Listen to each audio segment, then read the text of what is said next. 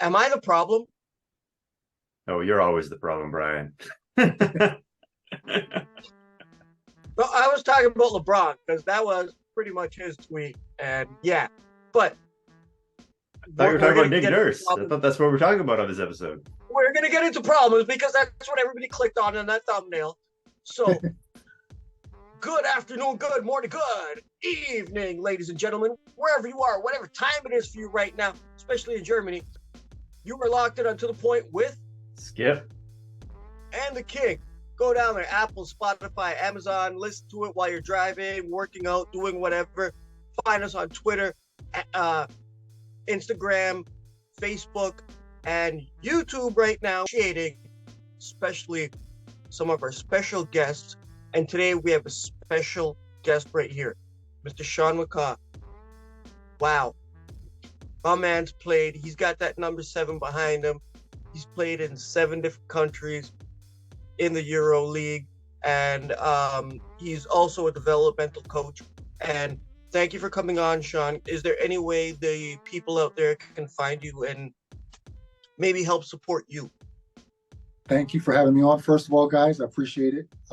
Yeah, like you said, I was a 13-year pro in Europe, and you can find me on Instagram on Sean J McCaw. That's where I am the most. I'm also on Twitter, but I don't use Twitter so much. And yeah, and I'm very excited to be here to talk to you guys. What about you? Also got something right there. What is it? Can we see it? Can we see it? Yeah, bring it out. Okay. Yeah. So yeah, basically, I used my experiences as a professional and a coach also in Europe as well for 9 years. And I wrote a book, which is a go-to guide for those players who are maybe coming out of college or haven't been overseas yet. And it basically walks them through their senior year of college all the way through to the end of their rookie season overseas and everything that could happen in between. How to look for an agent, what happened, what questions to ask for an agent, what a European contract looks like, what happens if you're playing well, what happens if you're not playing well, what happens if you get injured overseas. So all these kind of things that could happen during your first season overseas, which is the most important season. I put that in a book called Same Name, Different Game. You can find it on Amazon. And yeah, that's what I do as well. That's great that you're helping out the younger guys because us here growing up in Toronto, we all could have been something overseas, and you and I know somebody that could have been overseas. Right? Shout out to Bobby, my man. But like that's very good of you, and that's very nice of you to put that out there and to help the kids understand and grow. That's very commendable. Skip, what's up, brother? Oh, not much. Just honored to have you on. Let's keep it rolling. Right. Okay. Speaking of rolling, the way the Raptors are rolling right now, currently, we have seen good things and we have seen bad things. Now, with this current roster that the Raptors currently do have. So, Sean, I'm going to ask you first. Do you think Rico Hines is underutilized for the Toronto Raptors to get their players better since they're sitting currently in 9th and it's still a young core?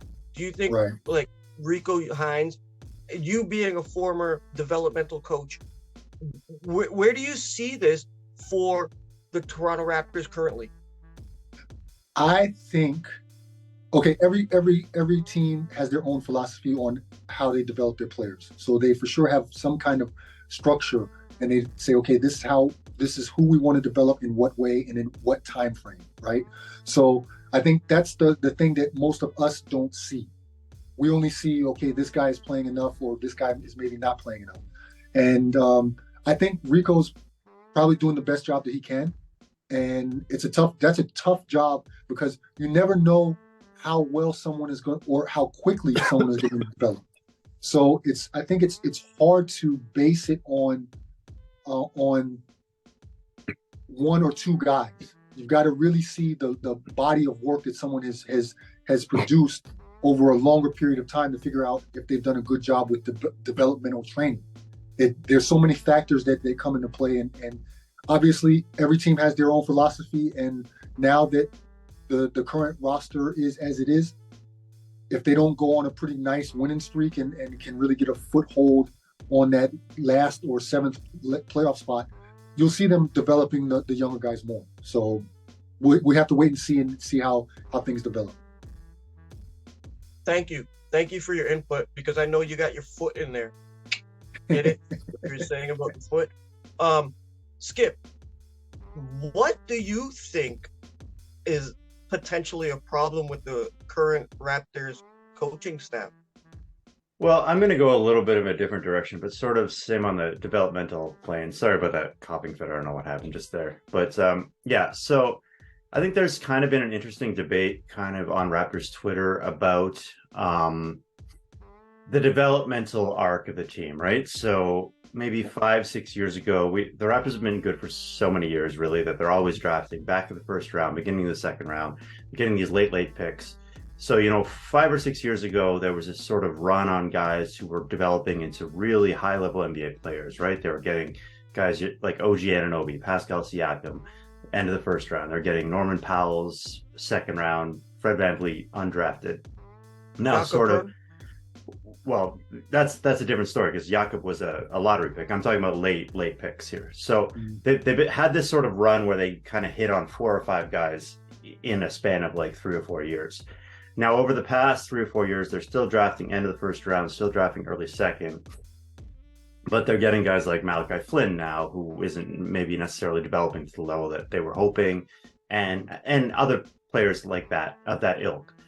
So my question is, to what extent do you think player development in that sense is, let's say, is it a question of sort of dumb luck, like you happen to pick on the right guy, or is it really systemic, where it's like there has to be this culture where you're actually developing these players to be that next level, really NBA caliber of player? So I don't know, just curious your thoughts on something like that. I think it's a mixture of both. I think you have to have really incredible luck that the guy that you draft or the guy that you pick up that nobody else wanted, that they put everything into your developmental process, that they really get better. And sometimes injuries can derail things. There's a lot of untold things that can derail a player's development. So there's for sure a level of luck.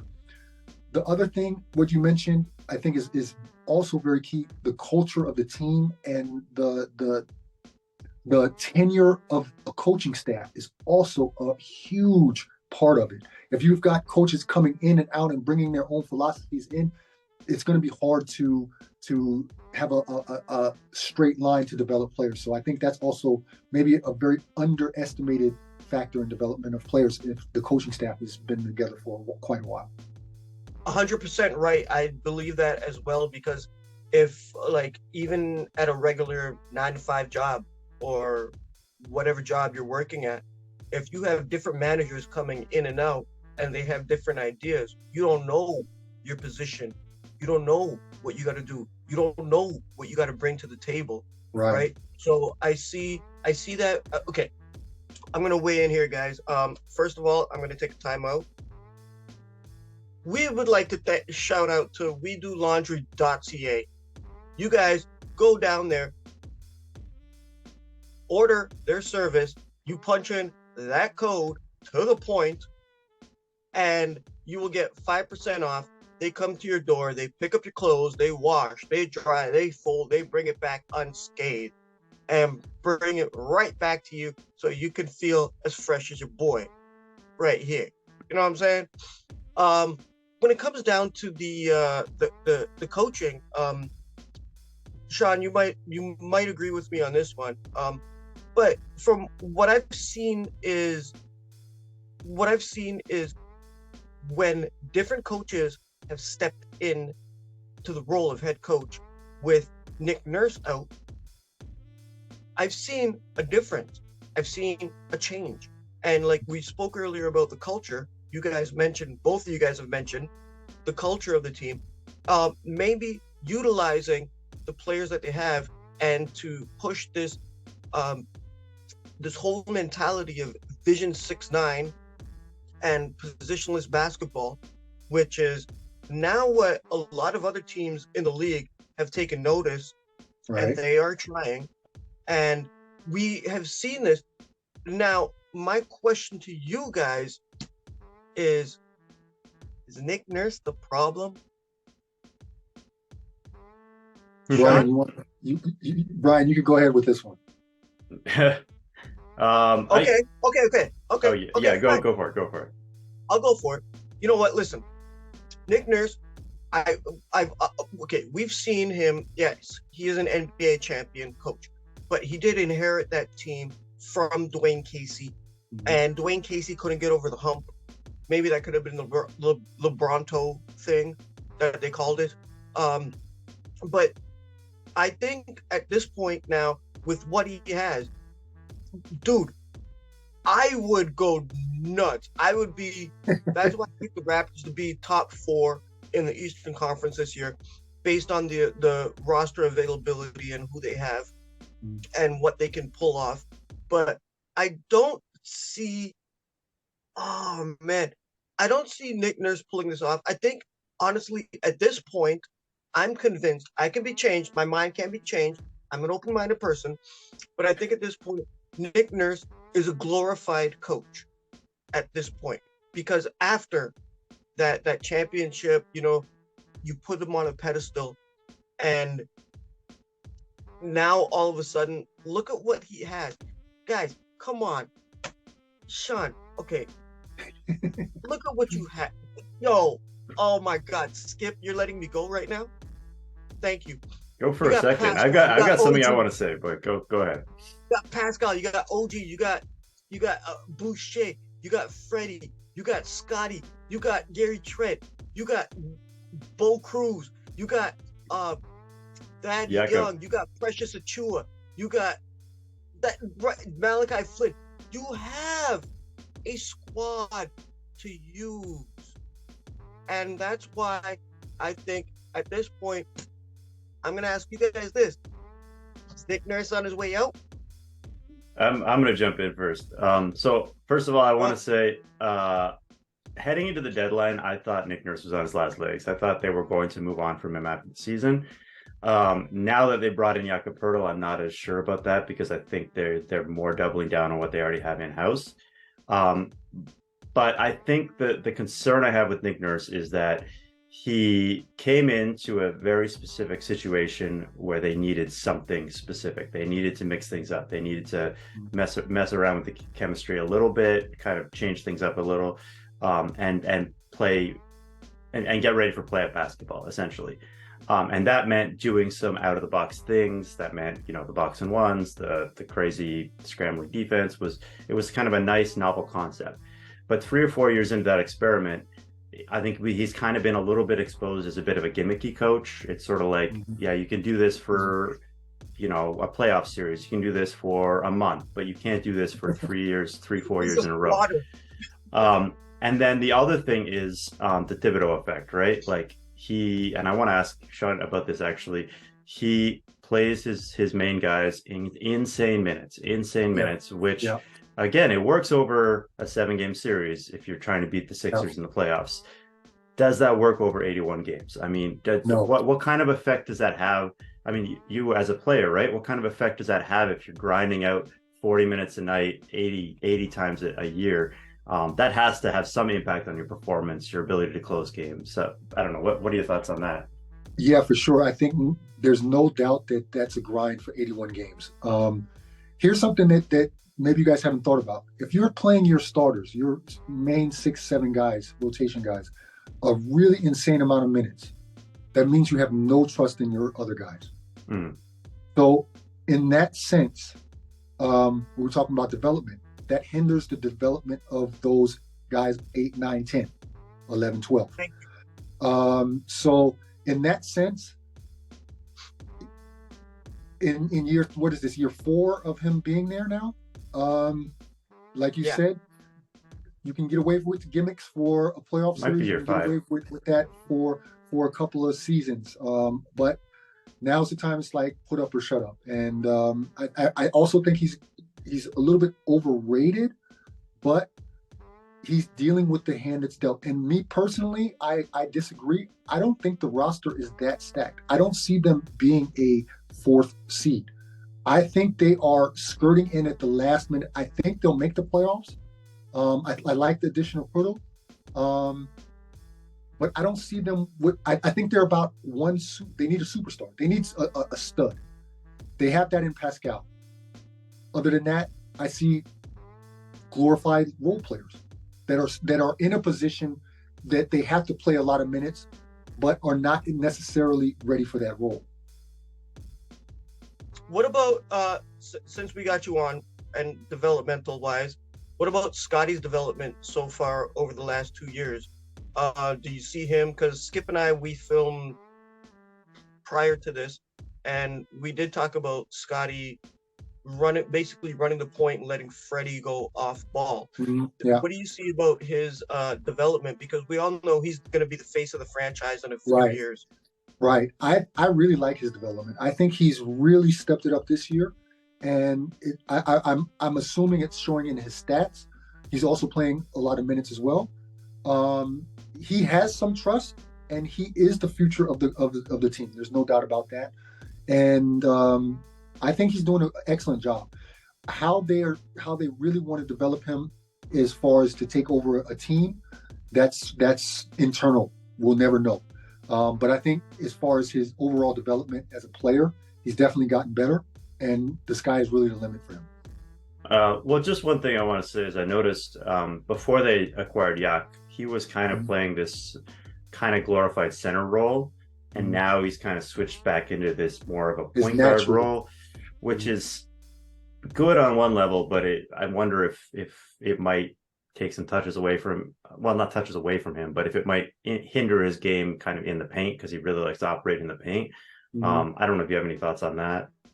I think anytime you can develop your game on multiple positions, it's good. But sometimes you run into that jack of all trade, master of none kind of situation where you're not specialized. Yeah. And we all know in the league, you kind of need to be specialized at something. But I think overall that will probably help him long term, that he's able to play in multiple positions than it might in the short term. Right. That's a great point. The other thing I was going to say about just to since we're on Pirtle, I thought he showed up in his 3rd game for the Raptors, shooting 80% from the field, but that was mainly because it was just like Skip and I, we've talked about this in another episode, where it spaces the floor so the players can play, they can shoot, and he was just basically cleaning up, right? Maybe just taking a 1-2 here and there. But you did mention earlier, Sean, about the using the minutes, extending the minutes for the main players, the main core, and how that hinders the development of the young guys. I would love to see like a Malachi, a Delano, right? Maybe get better, maybe a Tony Zoutsis, but just to see these players get better, because if they're offered the time and they're offered the reps, they can play. You also said something else about having to change your style of play. It's just like when Bobby and myself play. Normally I'm a shooter. With him, I have to become a passer. You have to know your role. You have to define your role. And The Rock says, "Know your role is shut your mouth," right? But what are your thoughts on like the way the 905? Because we've seen a lot of these guys, like the Malachi, the Delano, the Colico, go down there and absolutely kill it, right? When they're playing the game. But when they come up to the big league, they're not given a chance. Where do you think this goes when it comes to development? Like, if you were to grade the Raptors development team, where would you go? Like, what are your thoughts on that? Because I find it fascinating. Obviously, they have their main guys where they know that they want to develop them, right? The question is, what only they can answer, what we will never find out, is exactly what the timetable is for those. We as fans, we as casual observers may think it's happening far too slow, but actually that player might be ahead of what the schedule says. That's not something that we as just fans can dictate. That's something that they sit down and I'm sure they have their coaches meetings.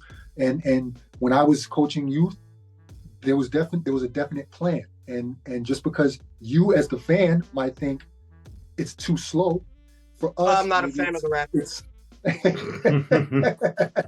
He says that every episode. Maybe it's for a casual fan, too slow of a progress, but for the coaching staff, what they have charted for this individual, it's right on schedule. But of course, like we talked about before, if they're not getting those minutes on the Raptors, then it kind of defeats the purpose. But right now they are in a position where they are fighting for a playoff spot. They've got the next half of the season to try to battle for a spot. So sometimes they don't have the luxury to let a player make a mistake. Mm-hmm. And that's also when it comes time to player development, how much a player can develop based on where they are in the standings as well. Yeah, I think that. Sorry, Skip. He just said something there that's really great, and I want to pick his brain on that one.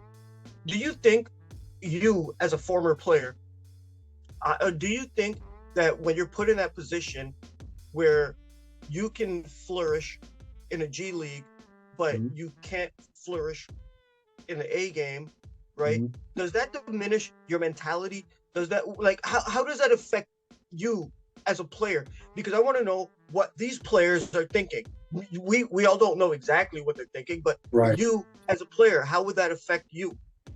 It's for sure. It's no question frustrating when you're on the G League team and you're dominating, but you get called up and you're hardly playing. That's for sure. Everybody wants to play. That's for sure a very serious thing. And it doesn't matter how much money you're making, how long you're there on a contract. Everybody wants to play. You work out. Does that like diminish your performance? Like, are you? Because we all know as ball players, you gotta have that 100% confidence, exactly. Right? Does that diminish their mentality? It could, but especially if you're one of those players that's going back and forth, you know that's your role. The question is if you're strong enough mentally to overcome that and keep pushing. Some can, some can't. But that also goes, if it's someone who can't, then they're probably not going to help you on the league team, the NBA team. If they can't mentally push through that, then what are they going to do for you in the playoffs when the stakes are very high? So it's also a little bit of a test for these guys as well. Well, it's like Malachi scoring 72 points this year, and then all of a sudden, mm-hmm. Juancho comes in, right? And then Pirtle comes in, Delano's killing it, and these guys come in, and now these guys lose minutes as opposed to what they had last year, right? I think that would maybe rescind your mentality and pull you back, because I know if I'm playing a game and I never played pro like you, I only played street, but it's if they put somebody else in, it's like, who the hell is this guy? Mm-hmm. Yeah, no doubt. Right? And I think as competitors, everybody wants to be on the court, and you think you should be on the court or you shouldn't be there. So every player is different, but those that are mentally strong in that situation, that they know that's what they're doing, going between teams, they have to be ready at all times. If they get their number called, they have to produce. There's no question. You don't have time to waste. So if you know that mentally, if you know that beforehand and you can prepare yourself for it, I think those that eventually break through are the ones that are just mentally stronger. Skip, do you have a question for Sean? Yeah, I kind of want to jump in. That kind of ties into something that I was going to mention, which is just, I thought it'd be interesting to kind of pick your brain on really what the difference is caliber-wise between, say, the NBA and the G League, or the NBA and the Euro League. But Sean, would you like to answer Skip? Yeah, because I live over here and everything, I appreciate the EuroLeague way more than the NBA right now, and I watch way more EuroLeague games than NBA games, of course, because of the time difference. But it's like just like my book, same name, different game. It is a different world over here. Make sure you guys go buy that on Amazon. It's really a different game, and because of rule changes, there's a lot of reasons why that is. Court spacing, rule changes. There's a lot of things that we won't go into right now, but it's really a different game. And you've got guys that were bench riders in the NBA coming overseas and just dominating and just really turning it out, and vice versa when they go from over here to the NBA. They can't really get that foot in the door like they were in Europe. And that's because there's a lot of differences that attribute to that. But there's a lot of things that contribute to that. But then there's the cream of the crop. You got a guy like Luka that was starting for Real Madrid at 16 years old, playing in the EuroLeague. Yeah. I mean, that's a special talent. And of course, NBA guys, they do their homework. For every Luka, there's going to be a Darko. There's going to be. It is that way. It's a crapshoot whether it's an American or it's a foreign-born player. But if you look at it, hey, what is it? Something like 25 European-born players that will be involved in the All-Star game, or not All-Star game, but the whole All-Star weekend, which is a record. Yeah.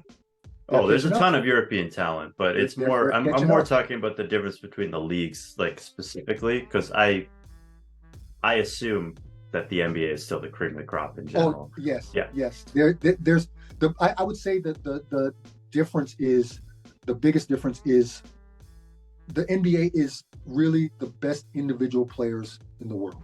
Yeah. By far, hands down. Europe is more team-based.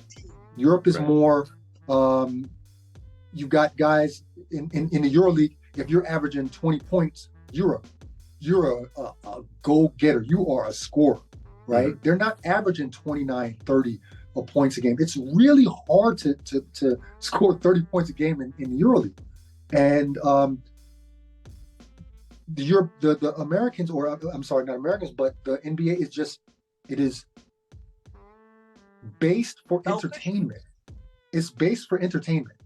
And that's how the rules are also set. It is put out there for entertainment purposes. How can we get the best product out there? Fans like to see up and down. They don't like to see 90s Knicks grinding out games with 48 minutes, scoring 80 points. They don't want to see that. So how can we change the rules? How can we tweak things? And honestly, it's about entertainment. It's not about pure basketball anymore in the NBA. It's great. I want to see Kevin Durant score his 30, but it's not basketball at its purest form anymore. Thank you. Thank you. I've been preaching this for so long. Thank you. An actual player, actual former coach, saying what I'm saying. Come on. I got you. No, look, the NBA is great. They could change a couple of the defensive rules, but let's not go. It's actual facts. Skip hates the All-Star game, so because it's all just showmanship. I'm still gonna watch it. I love it, to be quite honest. I've lost a lot of relationships because of it, because it always comes up on Valentine's. And things have happened in my past. Before we get out of here, because we're short on time right now, Sean, is there anything left that you would like to say?